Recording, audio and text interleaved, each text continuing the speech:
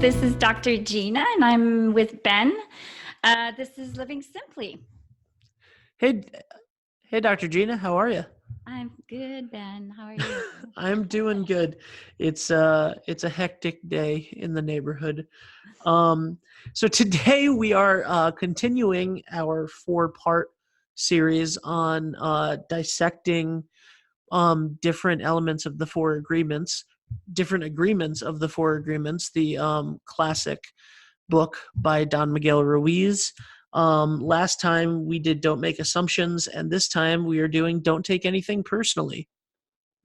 Yes, totally. So I'm looking forward to this today. Before we get into that, I'd love to touch on for a second why we're going through the book, The Four Agreements, because we wanted to touch on Don't Make Assumptions last time, but we hadn't fully committed to doing like an episode each on the book. So why why is the Four Agreements so important?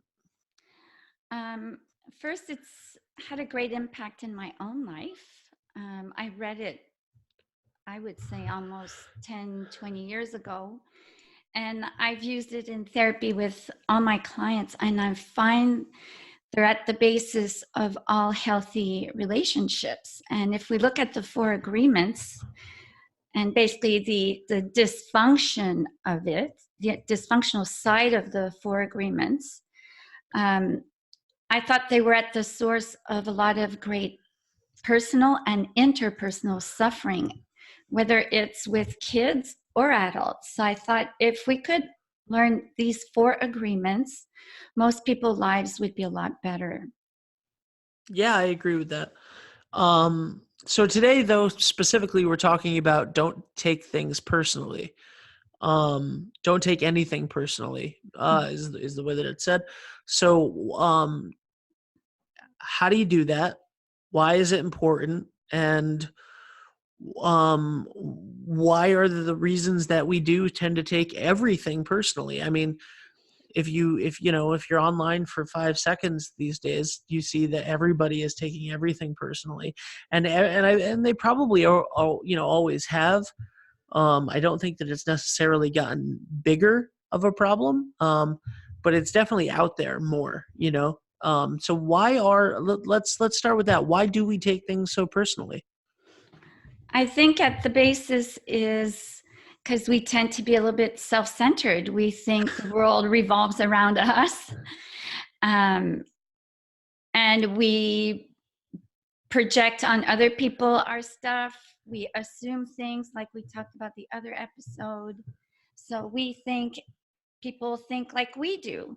So when people react to us or do things, we assume it's about us. So when I say most of us are a bit self-centered when we take everything personally, I don't mean in a pathological, narcissistic kind of way. I think it's just part of waking up and evolving that we need to grow out of it. So I think sometimes it can be hard to not take things personally when a person directly attacks us. Yeah. Because it is directed to us, but still, even when someone attacks us, it's not about us, it's about them. So I think it's just part of our evolution that it's a natural tendency, but we ideally want to grow out of it. Right. And it's not always easy. No, definitely not. We're all like you were just saying, it's not necessarily like a narcissistic self-centeredness. It's like we're all the stars of our own movie. Mm-hmm. You live with yourself every day, basically. So you live with yourself every day. You know your thoughts, your wants, your desires, what you're thinking of, your insecurities. So when somebody's not directly attacking you, I think it's very easy to take it as a personal attack, to glom on to whatever it is that they said that you identify with, you that you're insecure about, or that you're afraid of or worried about, and say, hey, that was, I'm offended by that, because we identify with whatever that is, in our own head in the world that we create in ourselves. Does that make sense? Yeah, it does, because if some the way I tell some of my clients or friends or even myself is if someone would directly attack, and I don't mean necessarily in an abusive way, but um, respond to us in a negative way, I think sometimes it wakes up our shadow. And an example I give to a client is, if you know you're smart and you're convinced you're smart and someone calls you stupid, it won't affect you. But if you have self-esteem issues and you're not sure you're smart, you're insecure, if someone calls you stupid, you will take it personally because you yourself would think you're not that smart. Right. So I think part of taking things personally is people touch our core issues, our wounds, um, stuff we haven't even brought to consciousness, maybe, um, that we still need to work on. So if someone attacks that part of us, we will take it personally, especially if it's not healed. Yeah. Right? Yeah, exactly. Yeah, I mean, that's a great point. If you're really confident in something, then it's probably not going to make a difference to you what they say. Um, if somebody, I don't know. I don't know what a good example is. Like, if someone tells me I'm not a good public speaker, I probably wouldn't care Mm. because I think that they're misinformed. I do it literally every day. Um, it's am I the best at it? No, but do I have enough self-confidence to not worry about that? Absolutely. I'm fine, you know. That's kind of the if you tell LeBron James, for example, that he's not good at dunking a basketball, he's not going to really take that personally, I guess, and I'm not comparing myself speaking to LeBron James by any means, but that's the type of thing. And I don't know why I used a sports analogy, but uh, But not it's that, true, even if yeah, he missed quite a few shots right, and you would point it out to him, it wouldn't affect him, right. because overall he knows, I make mistakes. It's okay to make mistakes. I'm not perfect. So even if you tell me I'm not perfect, oh well. But and again, I do not know that much about sports, so I do not mean to be making these. But if you told him that he's not that good at shooting 3-pointers, like if you attacked him with that, well, that's kind of something that he might take personally because he doesn't. That's not his game. You know what I mean?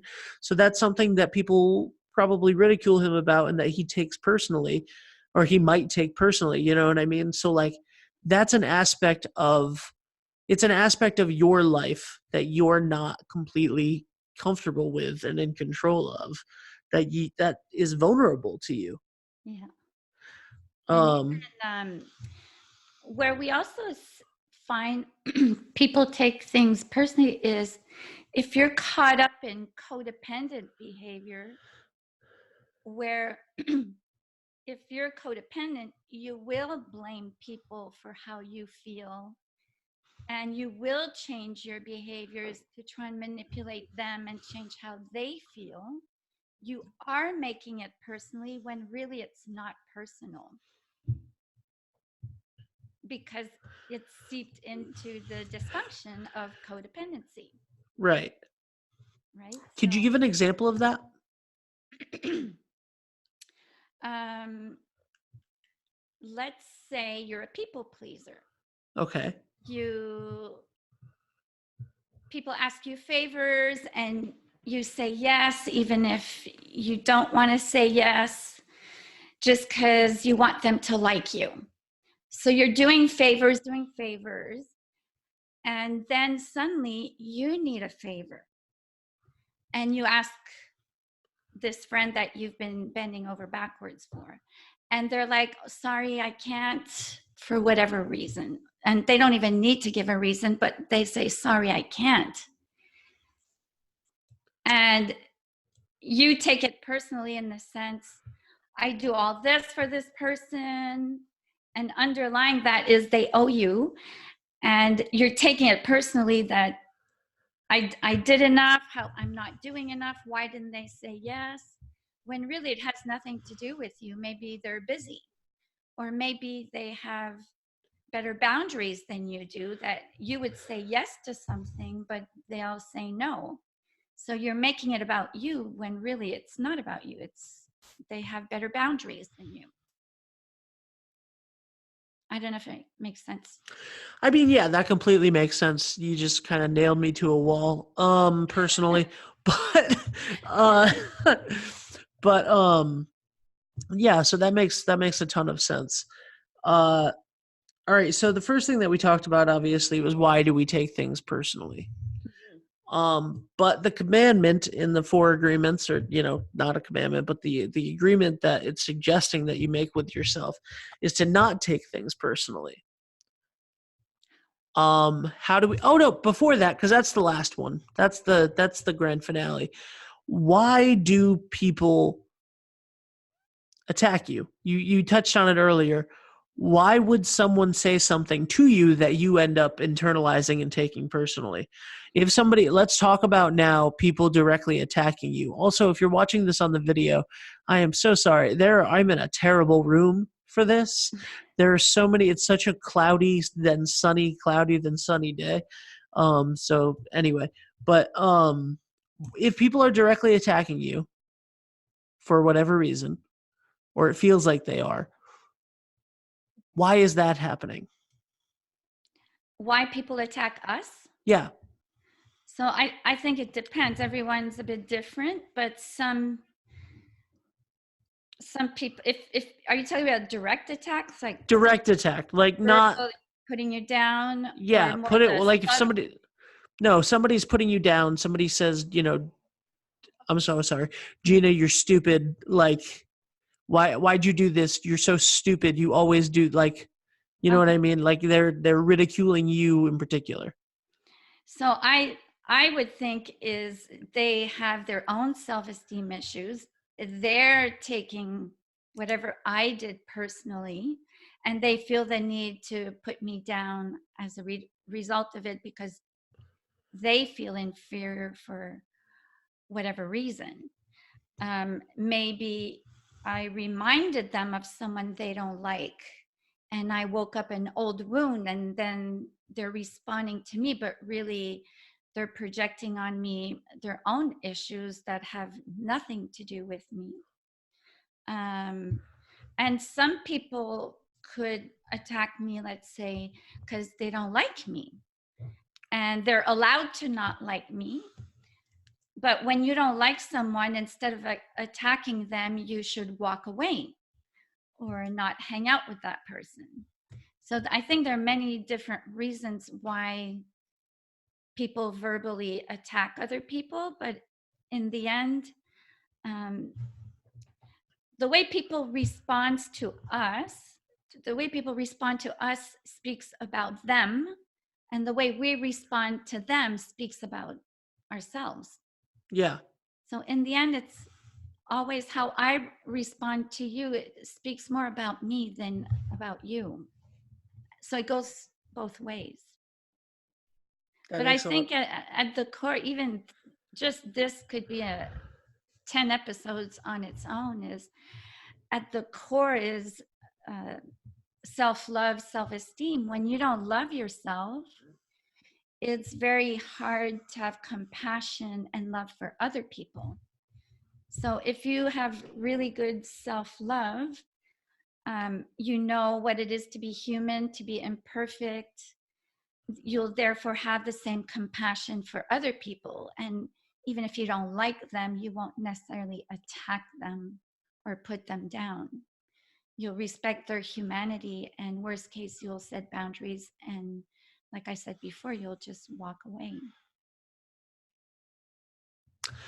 I think on that, it's a little off topic, but something that you just said about, like, if you're the aggressor, right? Like, if you're the person that's that needs to work on yourself because you're putting others down for whatever reason. And maybe I'm not, the example that I'm going to give isn't anywhere near that harsh, but I a few months ago was very stressed, and I was doing a lot of stuff at the same time, and I had to completely take over my schedule for part of a day to take my mom to a doctor's appointment. And it was, picking her up and driving her there, and everything else was like over an hour before getting to the doctor's. And then when we got there, I had to let her off, help her in, go like a half a mile down and park and walk back. And I asked her 4 times if she needed something, and she said no. And then when she got there, she needed it, and I had to walk back out to the car. And then she was like, also, I need a water bottle, go back out and get it. And I was very upset. I was very mad. I didn't put her down. I wasn't mean, but I was cold. Mm-hmm. I was angry.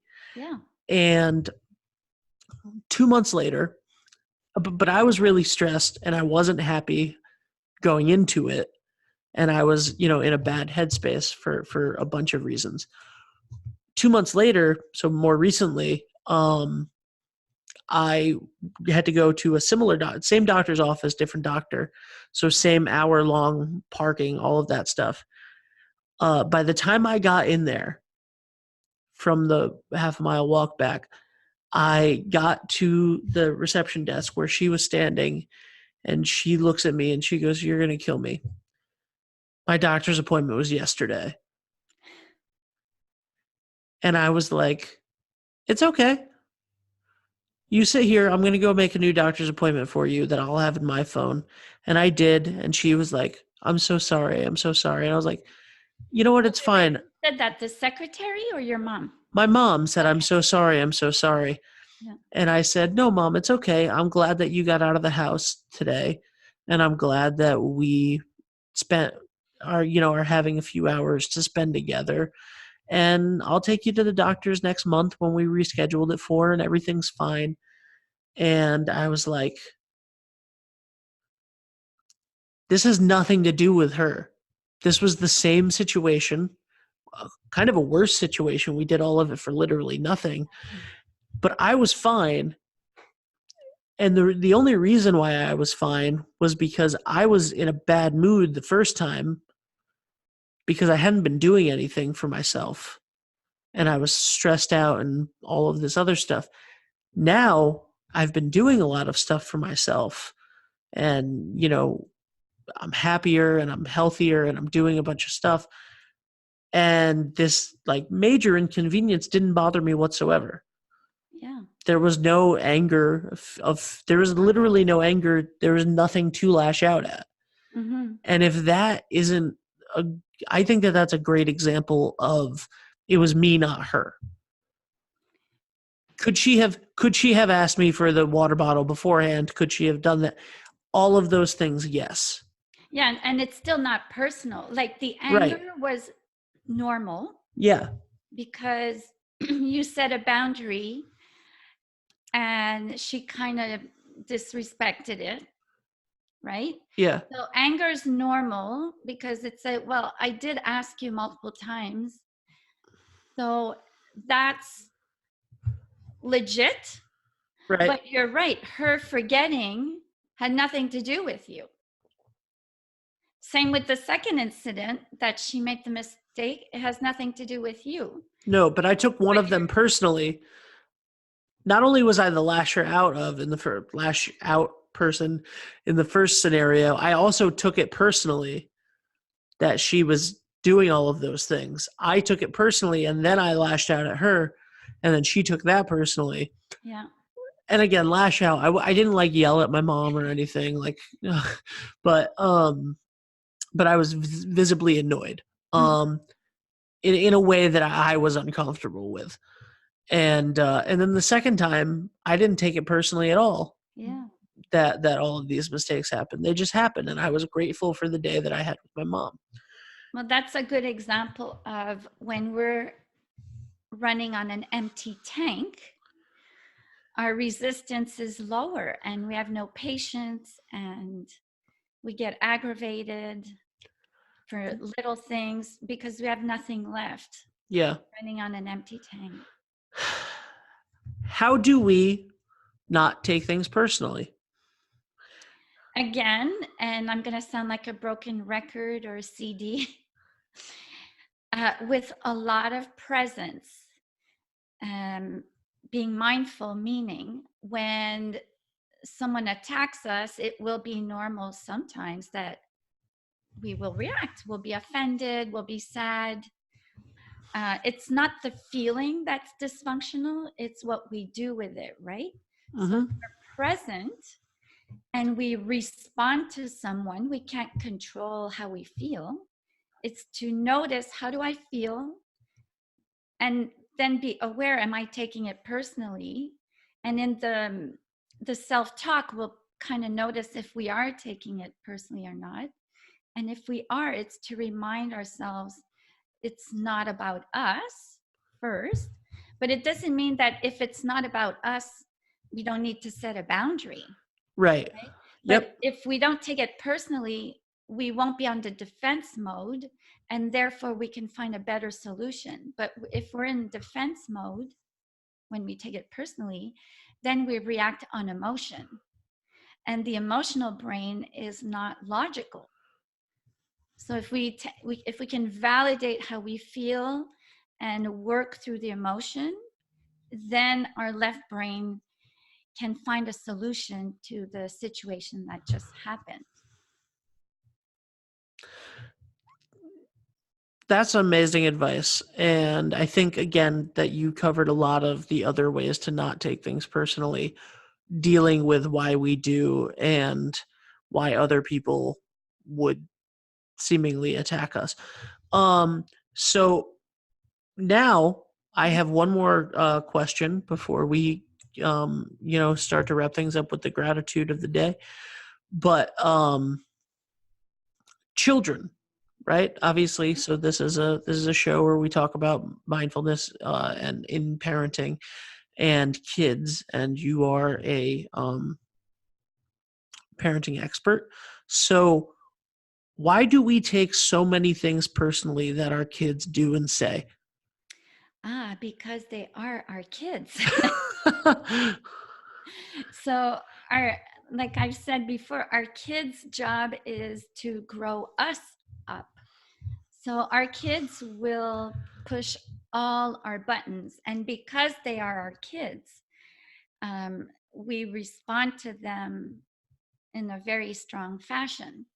So if we start with the premise of parenting itself, what is my role as a parent? If we take the approach that my kid is a mini version of me and I need to mold my kid and turn him or her into something, when they push back, we will take things personally if we approach parenting from that lens. But if we approach parenting with the lens of these are separate individuals from us, they're not a mini version of us, they're their own person, and my job is to watch them blossom in who they are meant to become. Then my job is more about guiding them, teaching them values, right from wrong. So we're more likely to not take it personally from the second standpoint than from the first standpoint. Because the minute they're going to push back, we're going to go, no, I'm the authority here. You do as I say, you love what I say you should love. And if they go against that, we'll take it as a rejection of us.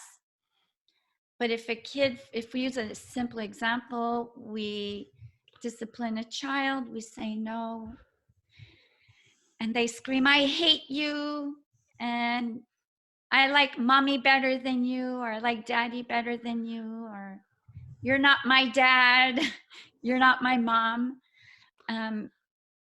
We need to remind ourselves this is just a child expressing an emotion. They're angry. It doesn't mean they hate us as a person. They might hate what we did. They might not like what we said, which is okay. They're entitled to their own feelings. And we, again, as we would do with an adult, is to go within and ask ourselves, what is it about what just happens that really hurts? And why am I taking it so personally? So if a person grew up being rejected by their own parents and their kid rejects them, it would be to go within and go, well, I feel rejected and abandoned, and that really hurts. And that's why I'm reacting so intensely. But my child is not my parents.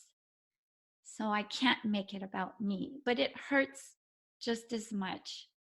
I, but if I don't take it personally, then I will respond to that in a healthier way than if I take it personally. So it's not about not feeling, it's about responding properly to our feelings. Well, that was a wonderful way to end that, for sure. I had some questions. You answered all of them. All right, let's get to the way that we end every show, which is talking about a moment of gratitude and what we're grateful for today. Do you want me to start? Yeah, if you want to, sure. Okay. So this week was my third week off work. Reluctantly, I took a month off work. But I had to take a month off work. Just like you, I was a bit overly stressed, overworked for the past 8 years. So it's the first time in over 8 years that I took such extensive time off. So I'm grateful I could do that, and grateful for all the insights that have popped into my head that normally wouldn't, because I'd be too busy. So I'm grateful for my time off. That's fantastic. How about you?